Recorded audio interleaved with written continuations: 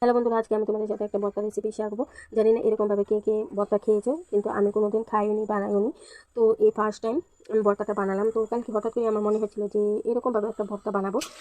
খুব খেতে ইচ্ছা করছিল এরকমভাবে একটা ভর্তা বানিয়ে, তার জন্য আমি আজকে বানিয়ে নিলাম। তো আমি এরকমই যখন আমার যেটা করতে ইচ্ছা করে আমি সেটাই করি, সেটা খাবার হোক বা ভিডিও হোক বা অন্য কোনো কাজ হোক। আমার ইচ্ছা হলে আমি সাথে সাথেই করে নিই। তো যেহেতু ভর্তাটা আমার খেতে ইচ্ছা হয়েছিল কালকে, তো কালকে করতে পারিনি, তো তার জন্য আজকে আমি বানিয়ে নিলাম। তো যদি আমার রেসিপিটা ভালো লাগে তাহলে অবশ্যই কমেন্ট করে জানিয়ে দিও। তো দেখতেই পেলে ভর্তাটা বানানোর জন্য প্রথমে আমি সবজিগুলো একটা শুকনো তাওয়ার মধ্যে ভেজে নিলাম। তারপরে ফোড়ন টোড়ন পেঁয়াজ ফোড়ন দিয়ে তারপরে বেগুনগুলিকে একটু ভেজে নিলাম। ভেজে নেওয়ার পর তারপরে মিক্সচারের মধ্যে বেগুন, ধনিয়া পাতা আর শুটকিগুলো দিয়ে তারপরে মিক্সচার করে নেবো। মিক্সচার করে নেওয়ার পর রেডি হয়ে যাবে আমার বেগুনের ভর্তা। তো এখন আমি খেতে বসে গেলাম। তো আমার যেহেতু প্রিয় ভর্তা রেডি হয়েছে, তার জন্য আমি ডাল আর ভর্তা দিয়ে আজকে খাবারটা খেয়ে নেবো।